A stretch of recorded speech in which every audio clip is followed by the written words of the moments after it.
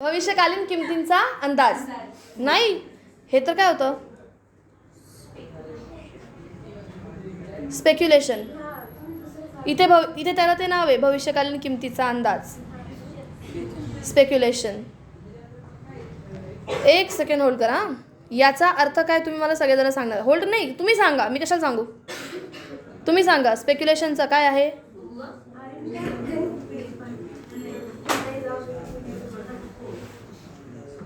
चला बोला, स्पेक्युलेशनचं काय आहे नक्की.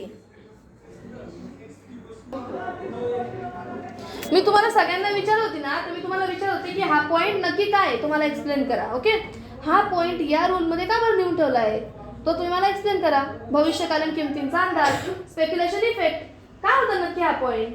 हा पॉईंट होता अपवाद. कोणत्या रूलला, मागणीच्या नियमाला, है की नाही. लॉ ऑफ डिमांडला काय होता, हा एक्सेप्शन होता. का बरं एक्सेप्शन होता. जनरली लॉ ऑफ डिमांड आपला काय म्हणतो, when prices are rising demand will fall, prices are decreasing demand will increase किंवा demand will be more. म्हणजे जेव्हा किमती कमी होतात तेव्हा मागणी वाढते, तर किंमत जास्त असते तेव्हा मागणी कमी होते. पण या उलट या इथे जेव्हा भविष्यकालीन किमतींचा अंदाज तुम्हाला येतो की भविष्यात फ्युचरमध्ये प्राइसेस काय होणार आहेत, वाढणार आहेत, तुम्ही आत्ताच्या प्राइसला सुद्धा, आत्ता असलेली जास्त प्राइसला सुद्धा तुम्ही वस्तू विकत घेऊन मोकळे होतात. ओके है ना. म्हणजे तुम्हाला माहिती दिवाळीमध्ये किमती वाढणार आहेत तेलाच्या वगैरे, मग तुम्ही आत्ताच काय केलं, तेल विकत घेऊन ठेवलं. म्हणजे आता इव्हन किंमत वाढतीये पण ती काही एवढी जास्त वाढत नाहीये, घेऊन मोकळे झाले. म्हणजे आता 120 ची 125 झाली, पण जेव्हा तेच तेल आपल्याला दिवाळीत घ्यायचंय तेव्हा ते 150 ला मिळणार आहे. तर तुम्ही आत्ताच्या वाढत्या किमतीला सुद्धा ती वस्तू विकत घेऊन मोकळे झाले. पण आपला रूल काय आहे, if prices are rising demand tends to fall. किंमत जर का वाढतीये तर तुमची मागणी काय झाली पाहिजे, कमी झाली पाहिजे. पण तुमच्या रूलला हे काय झालं, मग अपवाद झाला. समजा, गोष्ट समजवता आली पाहिजे. मी तुम्हाला काय म्हणते, तुम्हाला माहिती आहे ह्यांच्या बॅचमध्ये आता एक जण येत नाही जास्त करून फर्स्ट इयरच्या बॅचला, ही सीएमची बॅच आहे. कृष्णा म्हणून होता त्यांच्यामधला एक, कृष्णा संधाने. तो टिकटो माझी कॉपी करून सांगायचा. म्हणजे मी कशी बोलून समजून सांगते, भले त्याला समजवता येतं नाही येतं, तो माझी टोन वापरायचा आणि समजवायचा प्रयत्न करायचा. आणि काय लॉजिक असेल तर असो तुक्का त्याचा पक्का बसायचा. करा प्रयत्न. समोरच्याला तुम्ही जेव्हा समजून सांगतात, समोरच्याला समजलं याचा अर्थ तुम्हाला काहीतरी समजलं नाही नक्कीच. समजा, इतक्या दिवसांपासून एकच गोष्ट शिकवते मी तुम्हाला की तुमची किंमत वाढली की मागणी कमी व्हायला पाहिजे, आणि किंमत कमी झाली की मागणी वाढायलाच पाहिजे. हा तुमचा मागणीचा नियम आहे. पण जर का काही बाबतीमध्ये ही गोष्ट घडतच नाहीये तर ते लोक मागणीच्या नियमाला काय आहे, अपवाद आहे. Your law says if prices are rising demand tends to fall, if prices are decreasing demand tends to increase. Demand काय व्हायला पाहिजे, इन्क्रीज व्हायला पाहिजे. पण in case of speculation effect, consumer have future knowledge about prices. He know prices will rise in future. He will purchase at even rising price in present. Present मध्ये सुद्धा काय करेल, तो रायझिंग प्राइसवर सुद्धा तो कमोडिटी परचेस करेल. का purchase करेल, कारण त्याला माहिती आहे फ्युचरमध्ये प्राइजेस अजून वाढणार आहे. आणि मग हा काय आहे, तुमच्या रूलला एक्सेप्शन आहे. समजा, म्हणून तो तिथे लिहून ठेवला आहे. आपण बोलले ते तुम्ही तुकडे तुकडे करून बोलले. मला सगळं एका फ्लोमध्ये हवं आहे, कारण ही एका लाईनपेक्षा जास्त काहीच नाही का, ते एका फ्लोमध्ये येण्यासारखंच आहे. ते तुकडे तुकडे तुकडे तुकडे करून बोलण्यासारखं नाहीच आहे. ते साधी गोष्ट आहे की जेव्हा एखाद्या उपभोक्त्याला फ्युचरमध्ये म्हणजे भविष्यात किंमत वाढण्याचा अंदाज येतो, तो आत्ता वर्तमानात वाढत्या किमतीला सुद्धा काय करून घेतो, वस्तूंची मागणी करतो किंवा वस्तूंची खरेदी करतो. आणि हा मागणीच्या नियमाला अपवाद आहे. झालं, एवढंच होतं. मारेन मी तिथे येऊन. हा काय तुमच्या मागणीच्या नियमाला होतं, बस एवढं सांगायचं होतं तुम्हाला. If consumer have future knowledge about prices, he will increase the demand in present even at rising price. तो प्रेझेंट मध्ये पण काय करेल, डिमांड इन्क्रीज करेल. And this is exception to the law of demand. आणि हेच आहे एक्सेप्शन आपल्या मागणीच्या नियमाला. आणि मग तिथं तुम्ही काय करणार, एक्झाम्पल लिहिणार. एक्झाम्पल तुम्ही लिहिलं नाही लिहिलं तरी पण एवढं इम्पॉर्टंट नाही असणार आहे, पण तुम्हाला फर्स्ट जे एक्सप्लेनेशन आहे ना ते तुम्हाला आलं पाहिजे की गृहीतकाच्या बाबतीत म्हणणार तुम्ही प्रत्येकाला आतमध्ये पॉईंट्समध्ये जाऊन की हे एक महत्त्वाचं गृहीतक आहे. सेम तसंच हा एक महत्त्वाचा काय आहे, अपवाद आहे. हे प्रत्येक पॉईंटमध्ये तुमच्याकडनं आलंच पाहिजे. ते समोरच्याला समजलं पाहिजे की तुम्हाला समजलं ती गोष्ट. चला नेक्स्ट पॉईंट होता तुमचा अजून एक राहिलेला, किमतीचा आभास, प्राइस इल्युजन. चलो हू विल एक्सप्लेन मी, वाचा. चला वाचा प्राइस इल्युजन, एक्सप्लेन करा मला. डब्बू पैसे असतात हे लोक. हे कशा असतात माहिती का, या लोकांना असं वाटतं की किंमत जास्त म्हणजे त्या वस्तूची क्वालिटी जास्त. म्हणजे इव्हन ॲट तुम्ही जर का काही बघितलं असेल तर बरेच लोक असे पण ॲडप्ट करतात की अशीच लोकल जीन्स असते त्याला डेनिमचा एक पॅकेटचं उघडून तिकडे लावून द्यायचा आणि किंमत जास्त लावून ठेवायची. लोकांना असं वाटतं किंमत जास्त, क्वालिटी पण कशी असणार आहे, चांगली असणार आहे. आणि मग लोक किंमत जास्त असताना सुद्धा मागणी काय करतात, वाढवतात. कमी करतात रे नाही. आणि मग हा काय आहे, तुमच्या मागणीच्या नियमाला अपवाद आहे. कारण नियम असा आहे आपला की किंमत वाढते तर मागणी कमीच व्हायला पाहिजे होती तर आपल्याला नियम अनुभवता येईल. पण हे ग्राहकांचे अज्ञान, त्याला म्हणतो आपण किमतीचा आभास. की लोकांना असा आभास असतो की जास्त किंमत म्हणजे higher is the price of the commodity, higher is the quality. जेवढी चांगली कमोडिटीची प्राइस तेवढी चांगली त्या कमोडिटीची क्वालिटी. आणि इथे काय होतं रे, this is exception to the rule because according to rule when prices are rising demand tends to fall. Tends, TENDS, demand tends to fall. Demand काय व्हायला हवी होती, फॉल व्हायला हवी होती. पण इथे झालं का, नाही. So this is exception to the law of demand. राहील का लक्षात, नक्की. बघा मग आता घ्या तुमचे चॉकलेट्स,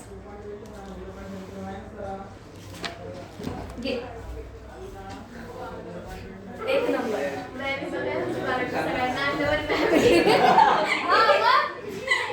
फी भरा पहिले सगळ्यांनी, एक ॲट अ टाइम सगळी फी माझी भरून मोकळ्या. तुमच्या माणसाची भरा नका भरू, माझी भरा पहिले, मग मी बघते. चला एक ऐका, चला आपले हे झाले 6 वाले ना. आपलं ह्या ब्लॉगमधलं काय राहिले, फक्त आता ग्राफ राहिला आहे ना. मी ते ग्राफ का सोडवले नव्हते तुमचे, कारण आपल्याला अपवाद काय आहेत आणि गृहीतक काय आहेत नक्की हे आपल्याला समजून घ्यायचं होतं. त्याच्या हिशोबाने आपण आता हा ग्राफ ड्रॉ करणार आहे. ओके चला मग आता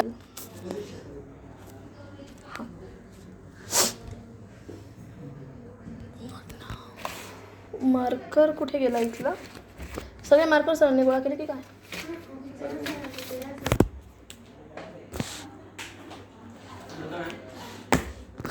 जाऊ दे. चला बघा तुमच्याकडे पण आहे ना ते, बघा त्याच्यात पुस्तकात. तुमच्याकडे सगळ्यात पहिले ह्या साईडला आहे मागणीच्या नियमाचा ग्राफ आणि तिकडे आहे मागणीच्या नियमाच्या अपवादाचा ग्राफ. ओके आता हे कसं ते सगळ्यात पहिले एक बघा हा का तुम्ही. आता मी तुम्हाला एक गोष्ट सांगते ती बघा. तुमच्या य अक्षावर म्हणजे तुमच्या वाय ॲक्सिसवर काय दिलेली तिथे प्राइस दिलेली आहे, किंमत दिलेली आहे. आणि तुमच्या क्ष अक्षावर इकडे अशी आडवी काय दिलेली आहे, क्वांटिटी. म्हणजे किती डिमांड केली, मागणीची नगसंख्या, quantity demanded of a commodity, ती तुम्हाला इथे दिलेली आहे. एवढं मान्य. हां किंमत बघा कशी दिलेली त्यांनी, 10, 20, 30, 40, 50. आणि मागणी कशी दिलेली आहे, 1, 2, 3, 4, 5. ऐका ना, किंमत कशी जाते खालून वर आणि इकडून मागणी पण कशी जाते इकडून तिकडे. म्हणजे वाढताना इकडे जाते है ना, आणि किंमत वाढताना कुठे जाते, वर जाते. ही गोष्ट लक्षात ठेवा. ओके आता 2 नंबरची गोष्ट, तुमचा अपवादाचा वक्र असो नाही तर मागणी वक्र असो, दोन्ही वक्रांमध्ये य अक्ष आहे आणि क्ष अक्ष आहे. हे बघा य अक्ष आणि ते क्ष अक्ष. य अक्ष म्हणजे वाय ॲक्सिस, त्याच्यावर तुमच्याकडे दिलेली आहे प्राइस. आणि क्ष अक्ष म्हणजे एक्स ॲक्सिस, तिथे तुम्हाला दिलेली आहे डिमांड म्हणजे क्वांटिटी डिमांडेड, मागणी केलेली नगसंख्या. ओके आता नॉर्मली जेव्हा मी तुमच्याशी बोलत होती मागणीचा नियम कसा होता, किंमत वाढली की मागणी कमी होते. मान्य. मग बघा किंमत पहिले किती होती तुमची 10 होती. बघा 10 दिसतोय तुम्हाला खाली, बघा त्या वक्रावर. तुमचा वाय ॲक्सिसवर बघा प्राईस किती तुमची 10 आहे, तेव्हा तुमची डिमांड किती होती रे 5 kg. दिसली का तुम्हाला? दिसली? असं जशी जशी रँडमली 20, 30, 40, 50 अशी होत गेली, तेवढी काय होत गेलेली तुमची मागणी कमी होत गेली. आता याच्या उलटं बघा, सेम याच्याच उलटं. याच्या उलटं कसं राहील रे, की तुमची किंमत कमी कमी होते. पहिले किंमत किती होती 50, तेव्हा मागणी किती रुपये गेली, किती किलो गेली 1 किलो. बघा दिसते का तुम्हाला 50 आणि 1 किलो? खरंच दिसते का? हा तुमचा इथे वक्र आहे असा, हा इथे वक्र आहे तुमचा. इथे मागणी किती होती, किंमत किती होती 50, तेव्हा मागणी किती होती फक्त 1 किलोची होती, है ना? 1 किलोची होती. मग जशी जशी तुमची किंमत कमी कमी होत जाईल, 50, 40, 30, 20, 10, तशी तशी तुमची मागणी वाढत गेली. 1 किलो, 2 किलो, 3 किलो, 4 किलो आणि 5 किलो. म्हणजे याचा अर्थ मागणी ही कशी वाढत गेली रे, इकडून अशी इकडे वाढत गेली, है ना? म्हणजे बघा इथून इकडे वाढत गेली. म्हणजे बघा 1, 2, 3, 4, 5 अशी मागणी काय गेली वाढत गेली. म्हणजे तुमचा तो मागणी वक्र असा इकडून काय आला, डावीकडून उजवीकडे खाली आला. हा कसा होता, खाली सरकणारा होता. Slope of demand curve is downward from left to right. Left पासून राईट पर्यंत डावीकडून उजवीकडे तो खाली आला. पण या उलट आपण ज्या वस्तू बघितल्या, प्रतिष्ठेच्या वस्तू बघितल्या, त्याच्यानंतर ती वरती कोणती ती नाही किंमतवाली, ती किंमत जास्त क्वालिटी जास्त, इल्युजन, प्राइस इल्युजन, किमतीचा आभास, है ना? याच्यामध्ये काय म्हटलं होतं त्यांनी, यामध्ये त्यांनी म्हटलं होतं की किंमत जादा असेल तर तुम्ही डिमांड पण इथं काय करताय, जास्त करताय, है ना? मग हे असं खाली खाली खाली खाली जाईल का? नाही जाणार. उलट इथे काय होतंय, किंमत वाढली की तुम्ही मागणी वाढवता येणार आहे. जा रे इकडून तिकडून हे घेऊन ये मार्कर. चला मला एक गोष्ट तुम्हाला काय सांगायची होती बघा. अरे काय याचं हे बघा, तुमची जेव्हा प्रतिष्ठेच्या वस्तू तुम्ही म्हणतात, जसं मम्मी घेते दागिने, ओके, दागिन्याची किंमत 10 रुपये होती तेव्हा मम्मीने एकच दागिना विकत घेतला. जेव्हा किंमत वाढली ना 20 रुपये, तिने अजून एक दागिना घेऊन आली. किंमत 30 रुपये झाली, ती अजून एक दागिना घेऊन आली. किंमत 40 रुपये झाली, तिने अजून एक दागिना विकत घेतला. आणि किंमत जेव्हा 50 रुपये झाली, तिने अजून एक दागिना घेतला. बापरे, किंमत वाढतीये तशी ती काय करते, मागणी पण वाढवते. आता याच्यावरनं आपण ग्राफ ड्रॉ करू, ठीक आहे? बघा ग्राफ, ज्यांना दिसत नाही ना त्यांनी बाजूला होऊन जा. ऑलरेडी इकडे तुमची आहे प्राइस आणि इकडे तुमची आहे डिमांड.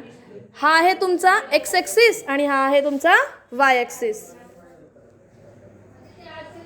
हा इकडे आहे तुमचा वाय ॲक्सिस, हा इकडे तुमचा आहे एक्स ॲक्सिस, है ना? तुम्ही इथे प्राइस ड्रॉ करा. चला 10, 20, 30, 40, 50, है ना? इथे 1, 2, 3, 4, 5 हे तुमच्या काय झाला, डिमांड झाल्या. किती होते इथे 10, 20, 30, 40, 50. ही काय होती तुमची प्राइस ऑफ अ कमोडिटी, वस्तूची किंमत. आणि इथे काय तुमची मागणीची नगसंख्या, है ना? वस्तूंची नगसंख्या. ती किती होती 1, 2, 3, 4 आणि 5. बघा 10 रुपये किंमत होती तेव्हा वस्तू किती मागितली मम्मीने, एकच. हे बघा 10 रुपये किंमत होती, वस्तू किती मागवली तिने, एकच. बघा ना, इथून असे आलो आपण आणि इथून आलो, किती आला, एकच आला. जेव्हा सेकंड टाईम वस्तूची किंमत वाढली, मम्मीने मागणी पण वाढवली. कारण बघा तेवढी प्रतिष्ठा काय होतं रे मम्मीची, अजून वाढते. म्हणून तिने काय केलं रे, किंमत वाढली तर तिने मागणी पण वाढवली. असं केलं तर हा बघा इथे माझा अजून एक पॉईंट आला. सेम असंच जेव्हा 30 रुपये किंमत झाली तेव्हा तिने 3 वस्तूंची मागणी केली. किंमत वाढली, तिने अजून काय केलं रे, अजून मागणी वाढवली. तिला दाखवायचं होतं ना दागिनेच दागिने दागिनेच दागिने, मग तिने काय केलं, वाढवली. हे तुम्हाला आठवतो हा डायलॉग कोणत्या मूवीचा आहे, लक्ष्मीकांत बेर्डेच्या मूवीचा आहे जुन्या, दागिनेच दागिने. काय माहिती त्याच्यात तो कंजूस असतो. हां चला, नंतर 50 रुपये जेव्हा किंमत झाली तेव्हा तिने डायरेक्ट 5 वस्तूंची मागणी केली. बघा कुठून कुठे गेला रे हा, डावीकडून उजवीकडे, पण कसा गेला, वर सरकणारा होता. Slopes upward from left to right. राहील का लक्षात? नक्की? हा आहे तुमचा अपवादाचा वक्र. समजेल का नक्की? राहील लक्षात? विसरणार नाही ना? हा काय आहे तुमचा अपवादाचा वक्र. का बरं असं म्हटलं मी तुम्हाला? कारण बघा ना, इथे किंमत 10 रुपये होती, एक वस्तू मागवली, किंमत वाढली, अजून एक वस्तू वाढवली तुम्ही. हे बघा ना, किंमत वाढती आहे आणि इकडे तुम्ही मागणी पण काय करता आहे रे? वाढवता आहेत. आलं का त्यात? आणि त्यामुळे तुमचा मागणी वक्र कसा गेला? डावीकडून उजवीकडे वर सरकणारा आहे. आणि हा वक्र कसला आहे? अपवादाचा वक्र आहे. राहील लक्षात सर्वांच्या? नक्की? चला मग. दरवाजा बोलत होती. ऐका ना, नॉर्मली जो माणूस रॅशनल व्यक्ती असतो तो व्यक्ती काय विचार करतो? किंमत वाढते, थोडंसं मागणी काय करून टाकावी? कमी करून टाकावी. हे और सगळ्या गोष्टींच्या बाबतीमध्ये. पण ज्या व्यक्तीला प्रतिष्ठा मिरवायची हौस असते तो प्रतिष्ठेच्या वस्तू कशा करतो रे? उलट किंमत वाढली का तो अजून वस्तू विकत घेतो आणि लोकांना दाखवतो, बघा एवढ्या किमतीची वस्तू मी घेतली. म्हणजे गोल्ड बद्दल आपण बोलू शकतो. गोल्ड म्हणाल तुम्ही डायमंड म्हणाल, तुम्ही फ्रीज म्हणाल, तुम्ही रेफ्रिजरेटर म्हणाल, सॉरी काय तर वॉशिंग मशीन म्हणाल, है ना? एक्सपेन्सिव्ह गोष्टी ज्या श्रीमंतांना दाखवता येऊ शकतात. म्हणजे काही लोक बघा, नाही ते नाही, ती पेट्रोल वापरणारी कार एक्सपेन्सिव्ह गोष्ट आहे, ती एक्सपेन्सिव्ह गुड्स आहे. जे तुम्ही प्रतिष्ठेला दाखवू शकतात. पेट्रोल काय करणार आहे? बाटलीत भरून आणणार आहेस का दाखवायला? हा ना, काय कर. टाकी कोण बघितली तुझी? कोणाला सांगशील? तू जाऊन सांगशील तेव्हा, तू दाखवशील तेव्हा थोडी.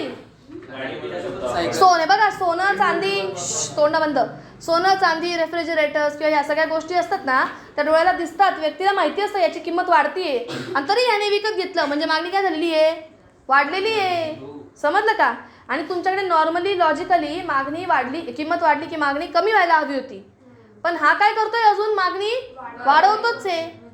येते का लक्षात? म्हणून तर त्यांनी म्हटलं अपवाद. बघा, एखादी गोष्ट नॉर्मली आहे, जनरली आहे, तर ती गोष्ट कशी चालली आहे? सरळ चालली आहे अशी. पण जो अपवाद असतो तो नेहमी कसा असतो? क्रॉसमध्ये असतो. हा काय वरती गेला? Upward slope. आलं का लक्षात? निगेटिव्ह स्लोप म्हणायचं त्याला. डाऊनवर्ड पॉझिटिव्ह आणि अपवर्ड निगेटिव्ह. कारण हां, इन्व्हर्स रिलेशनशिप. आणि हे कारण काय? तर कारण एकच की आपल्याला लॉने शिकवलेलं आहे की गोष्ट कशी घडते. लॉ म्हणतोय किंमत कमी मागणी जास्त, किंमत जास्त मागणी कमी. पण आपला हा जो अपवाद आहे, हा जो एक्सेप्शन आहे, याच्या सगळ्या गुड्सच्या बाबतीमध्ये बघा ना, तो गिफ्ट गुड्स, पावाची किंमत कमी झाली, तुम्ही मागणी वाढवली का त्याची? त्याची मागणी अजून काय झाली रे? म्हणजे काय झालं? मागणी कमी व्हायला हवी की वाढायला हवी होती? वाढायला हवी होती, पण ती काय झाली? कमी झाली.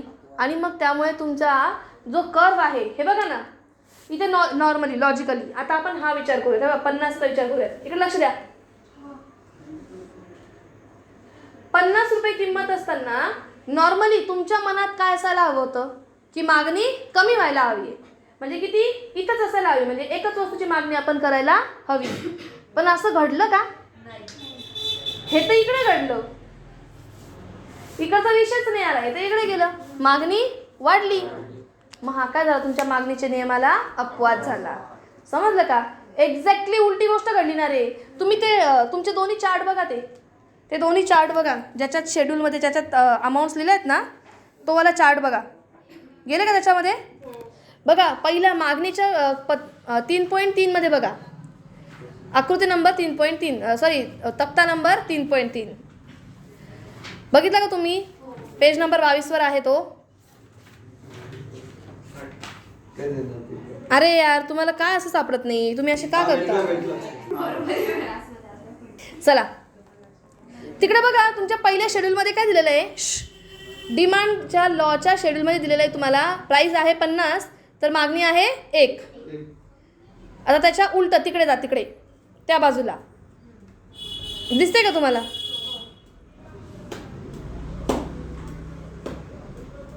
नाही रे, त्यांनी इथे शेड्यूल दिलाच नाही ड्रॉ करून.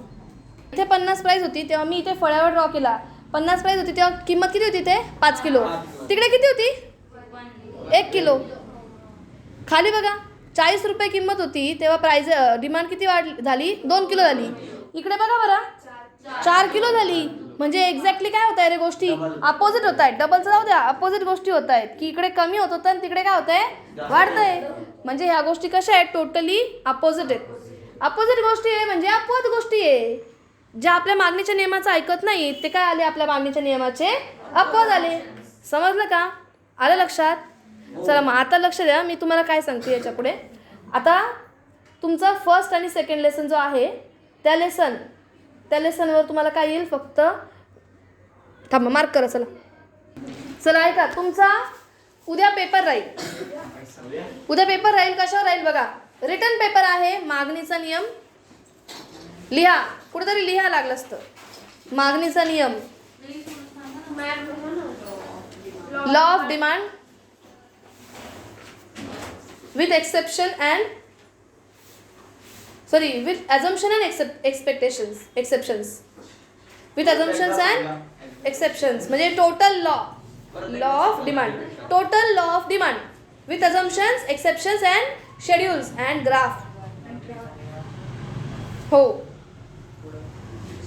म्हणजे मागणीचा नियम हा अपवाद गृहीतकांसहित प्लस तुमचा तक्ता पण आणि तुमचा वक्र सुद्धा. आलं लक्षात? शेड्यूल आणि ग्राफ ना. हां, आणि सेकंड पॉईंट लिहा. सेकंड क्वेश्चन लिहा.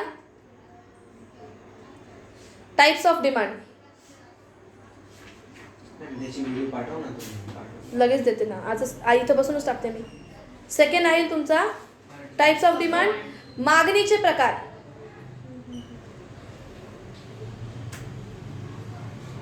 आणि थर्ड लिहा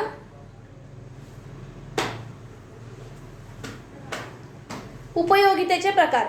types of utility, only types of utility, उपयोगितेचे प्रकार. काय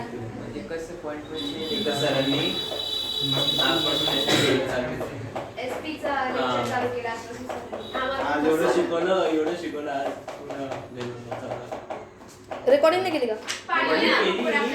पण ते रिमेंबर करण्यासाठी सर कसं बुक्स मधून नाही शिकवलं, डायरेक्ट थिअरी घेऊन टाकली. सर टेक्स्टबुक मध्ये हे बघा सगळ्यांच्या टेक्निक्स वेगळ्या असतात. तुमचं इको कसं आहे लक्ष द्या इकडे. तुमचं इको बघा. आता सगळ्यात पहिली एक गोष्ट आहे का, तुमचं जे इकॉनॉमिक्स आहे, इकॉनॉमिक्सचा पेपर हा वास्ट असतो. इकॉनॉमिक्सचा पेपर हा पूर्ण 13 लेसन्स कम्प्लिटली 13 लेसन्स कव्हर करणारा असा असतो. तर तुमचा OCSPचे जे लेसन आहेत ते अगदी एक बेसिक कन्सेप्ट, ती बेसिक कन्सेप्ट जर का तुम्हाला समजली तर अख्खा लेसन तुम्हाला समजतो. सो तुमचे सर त्याचा चॅप्टर वाईज येणार नाही. त्यांना माहिती आहे की कोणता प्रश्न पेपरला येणार आहे, ॲज इट इज तसा प्रश्न ते तुमचा घेतील. समजा क्या? सवय लावा सगळ्या टेक्निक्सची. आहे त्यांना. चलो मारो कल्टे.